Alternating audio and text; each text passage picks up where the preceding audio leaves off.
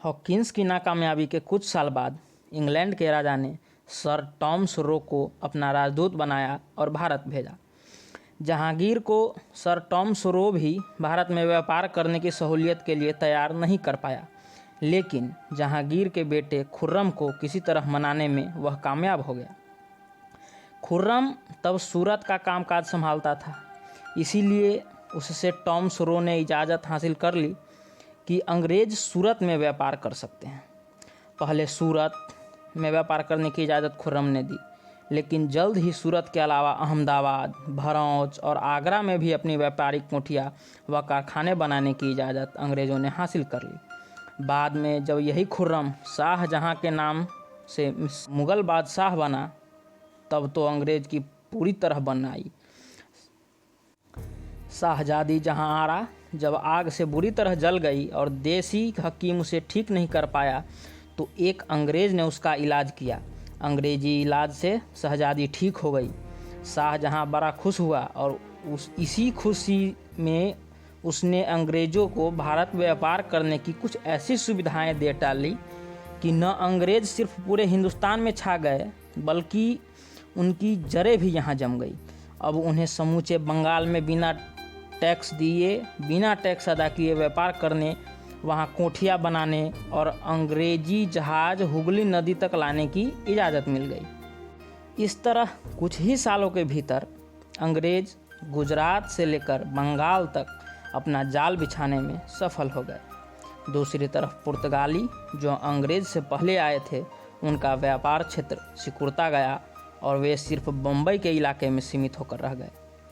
तो आप सोचेंगे कि बम्बई तो भारत के 4 बड़े व्यापारिक केंद्रों में है, अगर उतने में ही पुर्तगाली सिमटते रहते तो भी उनका भला किसी बात में कमी नहीं रहती।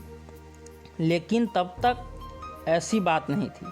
तब का बम्बई आज के बम्बई जैसा नहीं था, न कलकत्ता ही आज के जैसा था। ये दोनों ही जगहें एक छोटी छोटी बस्तियों के शक्ल में थी। उनके नाम तब भी बम्बई कलकत्ता नहीं थे।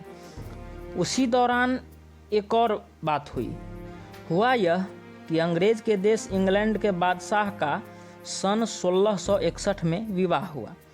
मज़े की बात यह है कि उसका विवाह पुर्तगाल देश की राजकुमारी से हुआ। अब तो पुर्तगाल का राजा इंग्लैंड के राजा का ससुरा बन गया। ससुरा का मतलब तो आप लोगों को पता ही होगा। सिनेमा का एक गाना है कि मेरा ससुरा बड़ा पैसे वाला। तो पुर्तगाल का राजा इंग्लैंड के राजा का ससुर बना, तो उसने अपने दामाद को जहां दहेज में बहुत सा रुपया पैसा दिया, वहीं बम्बई का इलाका भी दे दिया। अब तो ईस्ट इंडिया कंपनी के अंग्रेज़ों की और भी चांदी हो गई। उन्होंने अपने मुल्क के बादशाह से बम्बई का इलाका भी खरीद लिया। इस तरह धीरे धीरे करके 50-60 सालों के ही अंदर अंग्रेज़ पूरे देश में छा गए और पुर्तगाली सिर्फ एक टापू में सीमित होकर रह गए। अंग्रेज़ इतिहासकार और उनके कई पिट्ठू भारतीय लेखक अक्सर यह कहते रहते हैं कि अंग्रेज़ों ने भारतीयों को बनाया और उन्हें कायदे से रहने का सलीका सिखाया, लेकिन सच्चाई उससे बिल्कुल उल्टी है। सन 1498 में भारत में पुर्तगाली आए तो वह भारत की समृद्धि और शोहरत सुनकर ही आए थे। 100 साल बाद सन 1600 में अंग्रेज आए तो अंग्रेज भी भारत की शोहरत सुनकर ही आए थे। इस दौरान इंग्लैंड की हालत कैसी थी, इसका बयान करते हुए वहीं का एक प्रसिद्ध इतिहासकार ड्रेपर लिखता है, किसानों की झोपड़ियाँ नरकुलों और सिरकियों की बनी हुई थी। उनके ऊपर मिट्टी का गारा पोत दिया जाता था।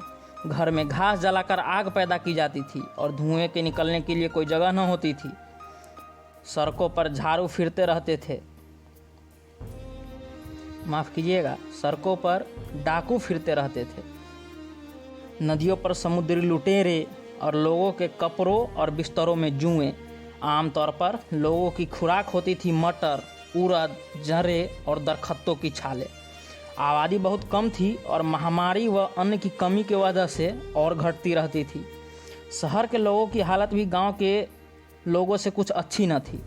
शहर वालों का बिछौना भूसा का थैला होता था और तकिया की जगह लकड़ी का एक गोल टुकड़ा। जो शहर वाले खुशहाल थे वे चमड़े के कपड़े पहनते थे और जो गरीब होते थे वे अपने हाथ और पैरों पर पुआल लपेटकर अपने को सर्दी से बचाते थे। यह था इंग्लैंड। कहीं कोई कारखाना नहीं था, गरीबों के लिए कोई वैद्य हकीम नहीं था, सफाई का कहीं कोई इंतजाम ही नहीं। पुरुषों की हालत तो यह थी कि उनमें से बहुत थोड़े ठीक ठाक लिखना पढ़ना जानते थे। पति अपनी पत्नी को कोड़े से पीटता था। लंदन शहर की गलियां इतनी गंदी थी कि बयान नहीं किया जा सकता। गलियों में लालटेनों या बत्तियों का कहीं नाम निशान न था। दूसरी तरफ हिंदुस्तान की अवस्था उस दौरान कैसी थी, इसका वर्णन करते हुए पंडित सुंदरलाल अपनी मशहूर पुस्तक भारत में अंग्रेजी राज में लिखते हैं। यह वह जमाना था जबकि हिंदुस्तान में कबीर और दादू के उदार धार्मिक विचार, अकबर का विश्व प्रेम, जहांगीर का शासन, शाहजहां के समय की रियासत और आश्चर्यजनक कला कौशल संसार भर के यात्रियों को चकाचौंध कर रहे थे। जबकि दिल्ली और आगरे के किले और ताजमहल जैसी इमारतें भी बन चुकी थी और जबकि औरंगजेब तक के शासनकाल में देश के पूरब और पश्चिम और दक्षिण से उत्तर तक प्रजा में चारों ओर सुख, समृद्धि और सुशासन दिखाई देता था।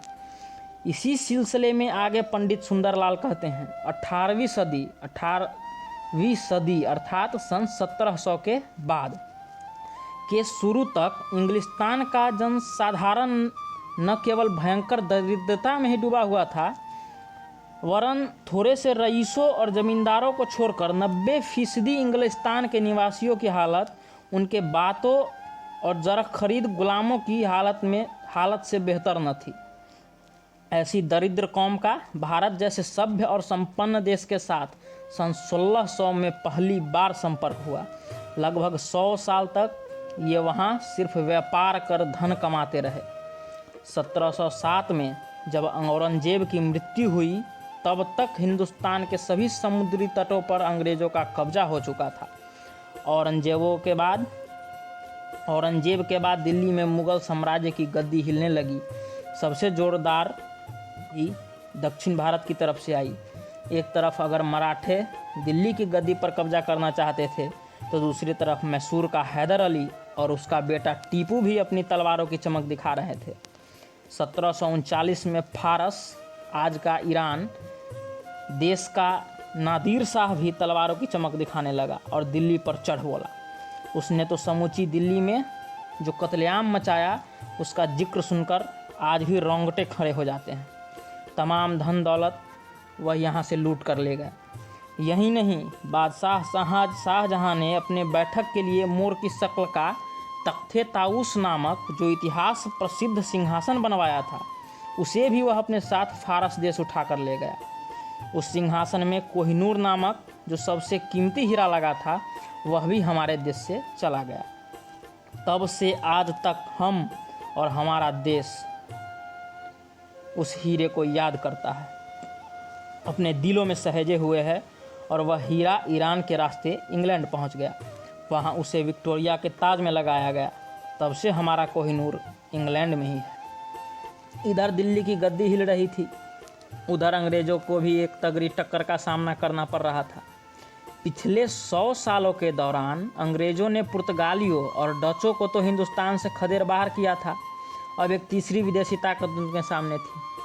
यह तीसरी विदेशी ताकत फ्रांसीसियों की थी। फ्रांस की नज़रों में भी भारत बहुत चढ़ा हुआ था।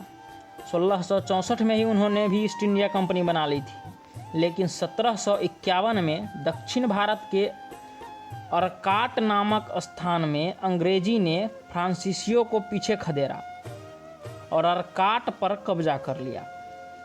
9 साल बाद सन 1760 में वांडीवारा में एक बार फिर फ्रांसीसियों और अंग्रेज़ों के बीच युद्ध हुआ, लेकिन इस बार फ्रांसीसियों ने पूरी तरह अपनी हार मान ली, दोबारा सिर उठाने के काबिल नहीं रहे।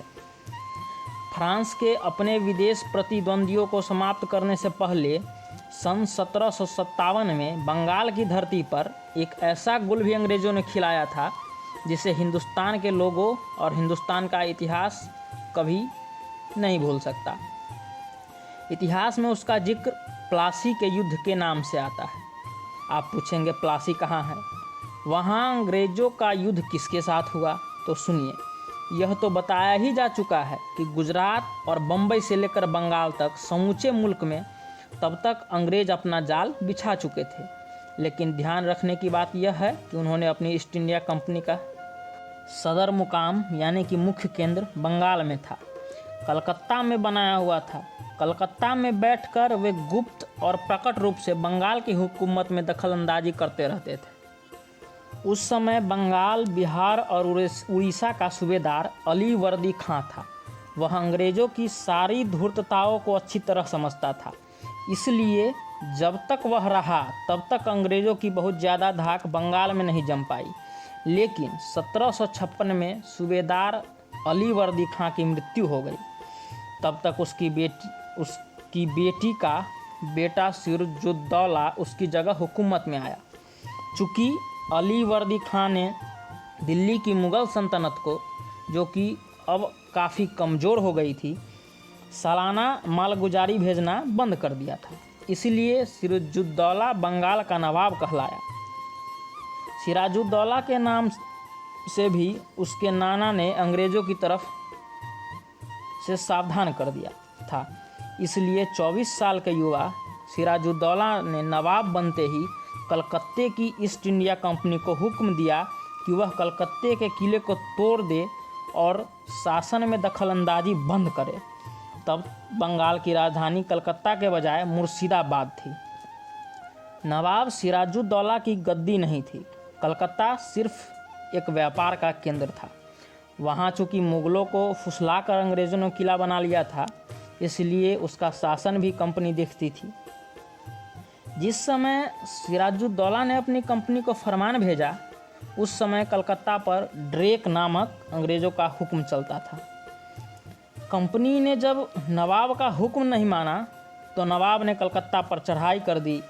बात ही बात में कंपनी का किला नवाब सिराजुद्दौला के कब्जे में हो गया और कलकत्ता में अंग्रेज़ों की ताकत खत्म हो गई। ज़्यादातर अंग्रेज़ कलकत्ता से भाग खड़े हुए और कुछ गिरफ्तार भी किए गए।